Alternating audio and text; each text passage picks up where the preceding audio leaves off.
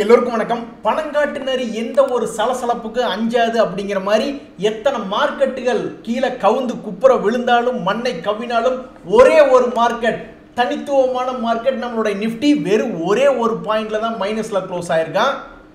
யாரும் பயப்படாதீங்க, எல்லாத்துக்கும் ஹாப்பி வீக்கெண்ட். எதா இருந்தாலும் திங்கக்கிழமை இன்னைக்கு பார்த்துக்கலாம். இப்போதைக்கு ஒரு பாயிண்ட் பிளஸ்ல க்ளோஸ் பண்ணியிருக்கேன், ஜாலியாக போயிட்டு வாங்க அப்படின்ற மாதிரி மார்க்கெட் முடிஞ்சிருக்கு. இந்த சமயத்தில் உலகமே உத்து பார்த்து அதிர்ச்சிச்சு போகக்கூடிய ஒரு வேலை செஞ்ச கம்பெனி எது இன்னைக்கு அப்படின்னு பார்த்தீங்கன்னா எஸ்பிஐ கார்ட்ஸ். பல மாதங்களுக்கு பிறகு அவன் இன்னைக்கு 5% மேலே ஏறி இருக்கான். உனக்கு பருத்தி கொட்டை வைக்கலையா, புண்ணாக்கு வைக்கலையா, ஏன் பால் கறக்க மாட்டேங்கிற அப்படின்னு ஒரு பசுமாட்டை பார்த்து கேட்குற மாதிரி இந்த எஸ்பிஐ கார்ட்ஸுக்கு என்ன குறைச்சல்? அவன்லாம் 2300 கோடி லாபம் பண்ணக்கூடிய கம்பெனிங்க. அவன் பாட்டு கீழே போய் ஒரு சப்போர்ட் லெவலில் படுத்துக்கிட்டான், இன்னும் எந்திரிச்சு வரல. இப்போ எந்திரிச்சு வர்ற மாதிரி இருந்தா இதுக்கு முன்னாடி அவனுடைய வாழ்க்கையில் 2022 கணக்கு வச்சு பார்க்கும் பொழுது 2 முறை லாபம் அப்படின்றது பண்ணி கொடுத்துருக்கான். அப்போ இந்த 2024 2023 முழுமைக்கும் ஆரம்பத்திலே லாபத்தை கொடுத்துட்டா அதுக்கப்புறம் லாபம் தரல. ஸோ இந்த 2024 லாபம் தர்ற மாதிரி இருந்ததுன்னா ஆல்மோஸ்ட் இதுக்குள்ள ஒரு 30% ஒளிஞ்சிருக்கிறதா. இனிமேல் தானே ஏறி வரணும். இப்போ நம்ம சார்ட்ல பார்க்கறதுக்கு அது இன்னைக்கு 5% ஏறி இருந்தாலும் கீழே தானே இருக்கான். அப்போ அது இனிமேல் ஏறி வந்தால் இந்த வருடத்தில் இவனுக்குள்ள ஒரு 30% ஒளிஞ்சிருக்கிறதா நான் பார்க்குறேன். ஐடிசி ஷேர் வாமா, ஏமா அங்கேயே நின்றுட்டேன், இன்வெஸ்டர்களை நடுக்கிடத்தில் நிற்க வச்சு வேடிக்கை பார்க்குற அப்படின்ற மாதிரி இந்த ஐடிசி ஷேர் அப்படின்றது பாதி தூரம் வந்து நடுக்கிணத்தில் அப்படியே நிற்கிது. இன்னைக்கு இவன் என்ன பண்ணியிருக்கான்னு பார்த்தா ஓரளவுக்கு மேலே ஏறி வந்திருக்கான். 422 ரூபா இருந்தவன் 430 ரூபா. இதெல்லாம் பெரிய விஷயம் ஐடிசிக்கு. மொட்டைப்பாறைக்கு இடையில ஒரு வேட்டு வச்சு லேசா வெடிக்க விட்டு அசைச்சு பார்த்த மாதிரி இந்த ஐடிசி இன்னைக்கு 10 ரூபா அசைச்சு பார்த்துருக்கு. அதாவது ஷேர் மார்க்கெட்டில் இந்த ஐடிசி ஷேர் ஏன் மூவ்மெண்ட்டு காட்டுறதுக்கு ரொம்ப ஸ்லோவாக இருக்குது, ஸ்ட்ரகிள் போராட்டமாக இருக்குது நான் நண்பர்களே. நியூஸ் இல்லை, இவன்ட்ட ஹோட்டலில் அவனுடைய பிஸ்னஸ் எல்லாம் பிரித்து விடுவாங்க அப்படி இப்படின்னு நியூஸ் இருந்தது. அந்த நியூஸை வச்சுக்கிட்டே அவன் பாட்டுக்கு 100-200 ரூபா மேலே ஏறி வந்துட்டான். அதுக்கப்புறம் அந்த ஹோட்டல் நியூஸ்னுடைய இம்பேக்ட் அப்படின்றது எது இல்லாமல் போயிடுச்சு. அதே சமயம் மார்க்கெட் கீழே இறங்கும் போது டிஃபென்சிவ்காக இந்த ஐடிசி பங்குகள், அதாவது எஃப்எம்சிஜி பங்குகளை வாங்கறதுக்கு பார்ப்பாங்க ஷேர் மார்க்கெட்டில் பொதுவாக ஜென்ரலாக. அப்படி மார்க்கெட்டும் கீழே இறங்க மாட்டேங்குது. அதனால தான் ஐடிசி அப்படின்றது பெரிய அளவில் ஏறாமல் ஒரே இடத்துல நின்றுட்டான். பாடி பறந்த கிளி ஷேர் மார்க்கெட்டில் மனசை நோகடிச்ச கிளி யாருன்னா இந்த பிஎல் ஷேர் தான். எல்லாத்துக்குமே தெரியும் பிஎல் அப்படின்றது வந்து ஏகப்பட்ட துறையில் வந்து அது ரொம்ப முக்கியமான கம்பெனியாக இருக்குது அப்படின்ட்டு.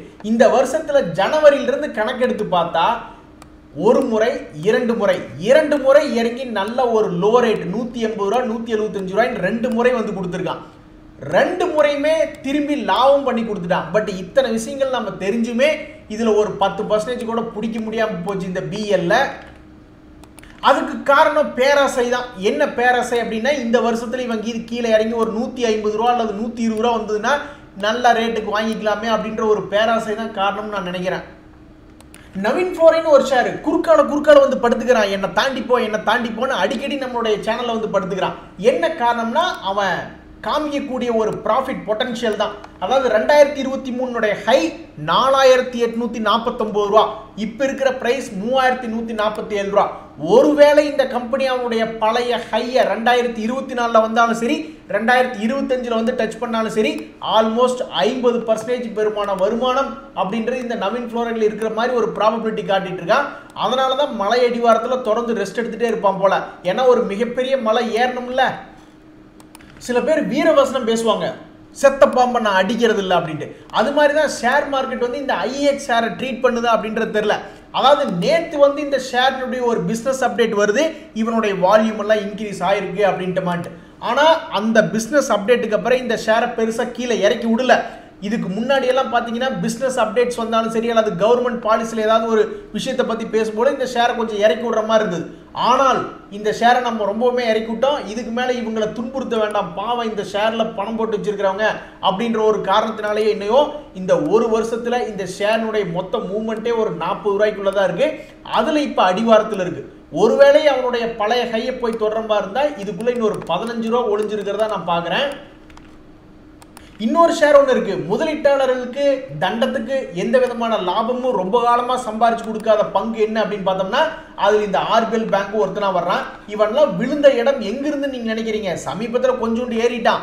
ஆல்மோஸ்ட் 2022 கணக்குல இருந்து பாத்தீங்கன்னா 100 ரூபாயில இருந்து ஒரு 150 ரூபாய் ஏறி 254 ரூபாயில இருக்கான். பட் இவன்லாம் எங்கிருந்து விழுந்தா நினைக்கிறீங்க?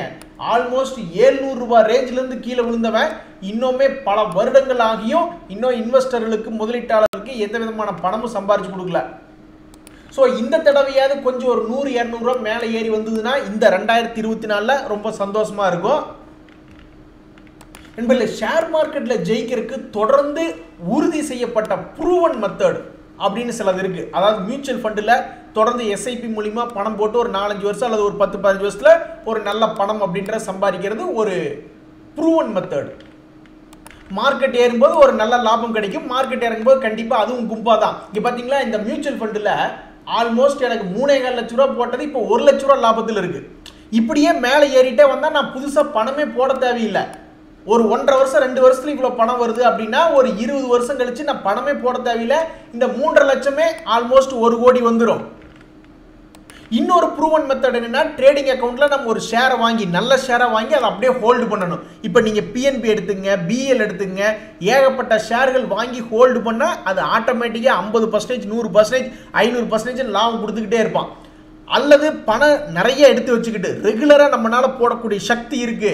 ஆல்ரெடி கொஞ்சம் வாங்கிட்டோம், கீழே போனாலும் மறுபடியும் நம்மளால ஏவரேஜ் பண்ண முடியும். அல்லது ரெகுலரா மாசமான ஒரு அமௌண்ட் அப்படின்றது ஷேர் மார்க்கெட்ல போட முடியும்னா இதெல்லாம் ஒரு ப்ரூவன் மெத்தட். எதுல அதிகமா லாபம் கிடைக்காது, லெஸ் ப்ராபபிலிட்டி அப்படின்னு பார்த்தோம்னா இந்த ஆப்ஷன் ட்ரேடிங்கு, அதே மாதிரி ஈக்விட்டி டே ட்ரேடிங்ல எல்லாரும் ஜெயிக்க முடியாது. நீங்க 5 வருஷம் சும்மா கொண்டு ட்ரேடிங் பண்ணாலும் ஜெயிக்க முடியாம போறதுக்கெல்லாம் வாய்ப்பு இருக்கு. ஸோ அப்ப நீங்க பூப்பாதையும் இருக்கு, சிங்கப்பாதையும் இருக்கு. நீங்க எதை செலக்ட் பண்றீங்க? அல்லது ரெண்டுலையும் பூப்பாதையில ஒரு கால் எடுத்து வச்சுக்கிட்டு சிங்கப்பாதையில ஒரு கால் எடுத்து வச்சுக்கிட்டு அப்படி பண்ணாலும் மேனேஜ் பண்ணாலும் ஓகே தான், எப்படி பார்த்தாலும் ஓகே தான். பட் இருந்தாலும் ஃபர்ஸ்ட் பேசிக்கா இந்த டெஸ்டட் அண்ட் ப்ரூவன் மெத்தட் ஒன்று இருக்கு. அதுல தான் போய் காலை வைக்கணும். ஃபர்ஸ்ட் பூப்பாதை வழியே போயிட்டு தான் அப்புறம் சிங்கப்பாதையில போகணும் அப்படின்றது என்னுடைய கருத்து. என்பதில் இன்னைக்கு ஷேர் மார்க்கெட்ல முக்கியமான விஷயம் என்னன்னா கனரா பேங்க் ஷேர் யாராவது வச்சிருக்கீங்களா? கெத்து மாமே கெத்து அப்படின்ற மாதிரி கடந்த ஒரு வருடத்துல உங்களுடைய பணத்தை டபுள் பண்ணி விட்டான். 1 லட்ச ரூபாய் போட்டிருந்தீங்கன்னா இப்ப 2 லட்ச ரூபாய் இருந்திருக்கும். வேற லெவல். ஸோ கனரா பேங்க் அப்படின்றது இன்னைக்கு இயர் ஹைல வந்துட்டு உங்களுடைய பணத்தை பூரா டபுள் பண்ணி விட்டான். ஸோ நம்மளுடைய மார்க்கெட் உச்சத்தை போக்கி நோக்கி போகும் பொழுது இந்த கரடி சம்பந்தமே இல்லாமல் உள்ள நம்மளை கெடுத்துட பார்க்குறான். அதுக்கு முதல் காரியமா அமெரிக்காவை கெடுத்து விட்டான். எப்பவுமே அமெரிக்கா மார்க்கெட் நல்லா ட்ரேட் ஆகி நம்மளை தூக்கி நிறுத்துவான். இன்னைக்கு என்ன ஆகுது அப்படின்னு பார்த்தோம்னா நம்ம தான் 2-3 நாளா நல்லா ட்ரேட் ஆகி அவனை நம்ம காப்பாற்ற வேண்டியதா இருக்கு. எது எப்படியோ இன்னைக்கு எண்ட் ஆஃப் த டேல அமெரிக்க ஷேர் மார்க்கெட் நல்ல பாசிட்டிவ்ல க்ளோஸ் ஆயிடுச்சுன்னா நம்மளுக்கு அடுத்த வாரம் மண்டே ஒரு நல்ல பூஸ்ட் அப்படின்றது கிடைக்கும். அது மட்டும் இல்லை, இன்னைக்கு ஷேர் மார்க்கெட்ல ரொம்ப முக்கியமான பாலிசி ஆர்பிஐனுடைய பாலிசி மார்க்கெட்டை கெடுத்து விடல, நல்ல மேலே தூக்கி விடல. பட் அமெரிக்க மார்க்கெட் இன்னைக்கு ஓரளவுக்கு பாசிட்டிவ் க்ளோஸ் பண்ணிட்டானா இந்த ஆர்பிஐ பாலிசியினுடைய எஃபெக்டோட சேர்ந்து யூஎஸ் மார்க்கெட் சேர்ந்து அடுத்த வாரத்தில் பேங்க் நிஃப்டி வெடிச்சு நம்மளுடைய நிஃப்டி 50 இண்டெக்ஸையும் ஒரு 200-300 பாயிண்ட் ஏற்றி விடுறதுக்கு வாய்ப்பு இருக்கிறதா தான் நான் பார்க்குறேன். அதுக்கு முதல்ல இந்த அமெரிக்காரன் பாசிட்டிவ்ல க்ளோஸ் ஆகும்னு. நண்பர்களே, முக்கியமான விஷயம் இன்னைக்கு நம்மளுடைய ஷேர் மார்க்கெட்ல மேரிகோ அப்படின்ற ஷேர் இப்ப பாசிட்டிவ்ல ட்ரேட் ஆயிருக்கான். இன்னைக்கு ஆல்மோஸ்ட் 3.5% ஏறி இருக்கான். ஏதாவது ஒரு நல்ல பங்கு ஏதாவது அடிவாரத்தில் இருக்கு அப்படின்னு கேட்டீங்கன்னா இந்த மேரிகோ அப்படின்றது ஒரு அடிவாரத்தில் தான் இருக்கான். இதுக்கு முன்னாடியே 577 ரூபா உங்களுக்கு சார்ட்ல பாக்குறதுக்கு ஏதோ பிரமாதமா வாவ் பெருசான ஒரு மூவ்மெண்ட் இருக்கு, அதுல அடிவாரத்தில் இருக்கு அப்படின்ற மாதிரி தோணும். ஆனா அதோட ஹை போச்சுன்னா 10-15% தான் கிடைக்கும். பட் எப்படி பார்த்தாலும் ஒரு நல்ல பங்கு அடிவாரத்தில் ஏதாவது இன்னைக்கு வந்ததுங்களா அப்படின்னு கேட்டீங்கன்னா இந்த மேரிகோ அப்படின்ற ஷேர் அடிவாரத்திலிருந்து லேசா இன்னைக்கு ஏறி காமிச்சிருக்கான். ஆனா இப்பதான் பார்த்தேன் அந்த காமெடியை. இங்க பாருங்க, இந்த மேரிக்கோவை நேத்து வாங்கி இருந்தோம்னா இன்னைக்கு ஒரே நாள்ல 3.5% லாபம். ஆனா ஒரு வருஷம் வச்சிருந்தா 6% தான் லாபம். அதாவது ஒரு வருஷத்துக்கு முன்னாடி இதே நாள்ல வாங்கி இன்னைக்கு வரைக்கும் வச்சிருந்தா அன்னை ஏப்ரல் ஃபுல்லு உங்களுக்கு 6% தான் கொடுத்துருப்பான். ஆனா இன்னைக்கு ஒரே நாள்ல 3% லாபம். விசித்திரமான உலகம் தாங்க ஷேர் மார்க்கெட். நண்பர்களே, இன்னொரு முக்கியமான விஷயம், நீங்க ஒரு ஷேரை வாங்கியிருக்கீங்க, மற்றவங்களை திரும்பி பார்க்குறீங்க, இன்னொருத்தருக்கு ஃபோன் போட்டு கேட்குறீங்க. எல்லாம் என்ன சொல்றாங்க? எனக்கு ஒரு 20% 30% ஏறிடுச்சுப்பா ஷேர் அப்படின்ட்டு. ஆனால் உங்கள் ஷேர் 20% ஏறலினா அப்போ நீங்கள் இதெல்லாம் பண்ணீங்களா? ஒரு 3 மாசத்துல இருந்து 6 மாசமாவது வெயிட் பண்ணீங்களா? வெயிட் பண்ணியிருக்க மாட்டீங்க. 3 மாதம் வெயிட் பண்ணி வித்துட்டு திரும்பி பார்த்துருப்பீங்க, அந்த ஷேர் 10% ஏறி இருப்பான். நீங்கள் எதிர்பார்த்ததே அந்த 10% தான். ஸோ அப்போ நீங்கள் லாங் டைமில் வைக்கல, ஒரு 3 மாதம் அல்லது ஒரு 6 மாதம் கூட நீங்கள் வைக்கலினா அப்போ நீங்கள் 20% லாபம் கிடைக்கலன்னு யோசிக்கணும். நீங்கள் 6 மாதமாக வச்சிருந்து ஒரு 20% லாபம் வரலினா அதில் ஒரு நியாயம் இருக்குது. அதே மாதிரி நீங்கள் ஹிஸ்டாரிக்கலி, அதாவது வரலாற்றில் திருப்பி பார்க்கும்பொழுது ஒரு RVNL ஷேர் பார்க்குறீங்க, BL அப்படின்னு ஒரு ஷேர் பார்க்குறீங்க, அதே மாதிரி ரிலையன்ஸ் இண்டஸ்ட்ரியில் ஜியோ ஃபைனான்ஸ் அப்படின்றது பார்க்குறீங்க. இது போன்ற வரலாறுல திரும்பி பார்க்கும்பொழுது அவன் ஒரு நாளைக்கு 10-20% ஏறி இறங்கியிருக்கான் அப்படின்னா அப்போ எதிர்காலத்துலேயும் அதுக்கு தான் அதிகமான ப்ராபபிலிட்டி. ITC ஒரே நாளில் 10% ஏறி 20% ஏறி இருப்பானா? இல்லை. ஏன்னா அவனுடைய வரலாறு திரும்பி பார்க்கும்பொழுது அப்படி அவன் ஏறல. அதனால் அவன்கிட்ட எதிர்பார்க்கக்கூடாது. அதனால் நீங்கள் 20% உங்களுக்கு ஒரு 3-4 மாதத்தில் வேணும்னா அதுக்கு தகுந்த மாதிரியான பங்குகளை போய் நீங்கள் வாங்கணும். இல்லைன்னா பச்சை தண்ணி எப்படி பொங்கும் அப்படின்ட்டு போக வேண்டியதான். நண்பர்களே, அரசியல் களம் சூடு பிடிச்சிருக்கு. இன்னைக்கு வந்து காங்கிரஸ்னுடைய மேனிஃபெஸ்டோ வந்தது, அதை நான் பார்த்துட்டு இருக்கீல. அதுக்கப்புறம் வரக்கூடிய மீட்டிங்கில் என்ன பேசுகிறாங்கன்னா, அதான் நீ சம்பந்தப்படுத்தி பேசுகிறாங்க. அதான் நீ எப்படி போர்ட்டில் துறைமுகங்கள் எல்லாம் வந்து பெரிய அதாவது தனித்துவம் மோனோபாலி மாதிரி வந்துட்டாங்க அப்படின்ற மாதிரியான சில வார்த்தைகளை பேசுகிறாங்க. அப்படியே என்ன அர்த்தம்? இவங்க அதானி குரூப்பை ஏதாவது ஒரு டார்கெட் பண்ணுறாங்களோ? அப்போ எலெக்ஷனுக்கு அப்புறம் என்ன ஆகும்? எலெக்ஷனுக்கு அப்புறம் ஒன்றா அதானிக்கு ஃபேவராக நடக்குது அப்படின்னா அவன் இன்னுமே 2-3 மடங்கு ஏறத்தான் வாய்ப்பு அதிகம். ஏன்னா ஒரு மிகப்பெரிய கட்சியை சொல்கிறாங்க அதானி குரூப் வந்து எல்லாத்துலேயும் மோனோபாலி ஆகிட்டாங்க அப்படின்ட்டு. அப்போ அடுத்த வருஷத்தில் அவங்களுக்கு சாதகமாக நடந்ததுன்னா அப்போ இன்னுமே double.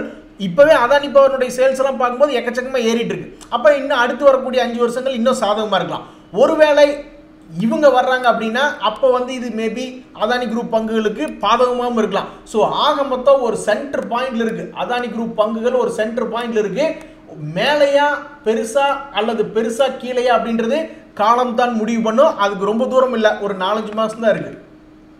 What a medical miracle. நேற்று தான் IGL அப்படின்ற ஒரு பங்கு வந்து அவன் மேலே வந்தால் டிவிடெண்ட் கிடைக்கும், இல்லைன்னா கீழே போனால் டிவிடெண்ட் கிடைக்கும், மேலே வந்தால் ப்ரைஸ் அப்ரிசியேஷன் நம்ம நினச்சிட்டு இருந்தோம். இவன் ஒரு வருஷத்துக்கே 5%, 6% எவ்வளோ டிவிடெண்ட் கொடுப்பான்னு தெரியல, அந்த ரேஞ்சில் கொடுக்குறான்னு வச்சுங்களேன்.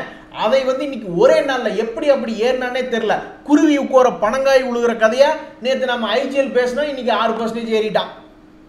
இப்படியே ஏதோ ஒரு லக்கு வச்சே வண்டி ஓடிட்டு இருக்கு. நண்பர்களே, இந்த சுமிக்கம் அப்படின்னு ஒரு ஷேர் யாராவது பார்த்துருக்கீங்களா? நிஃப்டி 500 ஸ்டாக்ல இருக்கக்கூடிய ஒரு ஆள் தான். இந்த சுமிக்கம் அப்படின்ற ஷேர்லாம் இப்போ சமீபத்தில் கெமிக்கல் கம்பெனிஸ் எல்லாம் ஏற்றி விட்டுக்கிட்டு தான் இருக்கானுங்க. இதுக்கு முன்னாடி இவனை எப்போ நம்ம ஒரு இடம் அனலைஸ் பண்ணியிருக்கோம். சரி, ஓகே, அது நான் மறந்துட்டேன்.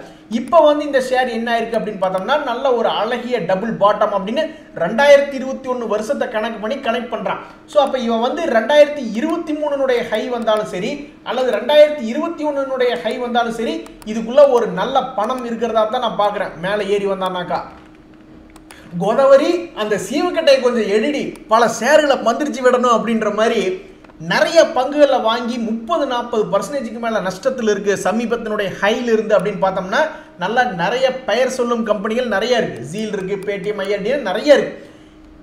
ஒவ்வொரு தடவையும் மார்க்கெட் மேலே ஏறி வரும் பொழுது இது போன்ற பங்குகளில் போய் நீங்கள் சிக்கிக்கிட்டீங்கன்னா அவன் மேலே வரவே மாட்டான். எங்கே வந்திருக்கான்? இப்போ இந்த பங்குகள்லாம் மேலே வந்திருக்கா? இல்லை. ஆனால் ஷேர் மார்க்கெட்டில் நிஃப்டி 50 இண்டெக்ஸ் மேலே வந்துருச்சு. ஸோ நிஃப்டி 50 இண்டெக்ஸில் பணம் போட்டிருந்தோம்னா இந்நேரம் நம்ம சந்தோஷமாக இருந்திருக்கலாம். ஸோ இதிலிருந்து என்ன தெரியுது? நம்ம உணர்ச்சியின் வேகத்தில் இவனுங்கெல்லாம் ஏறுற மாதிரி நம்ம கிட்ட காட்டுவானுங்க. பேடிஎம் எல்லாம் அப்படியே பறக்கிற மாதிரி இருக்கும், ஜீல் பறக்கிற மாதிரி இருக்கும்.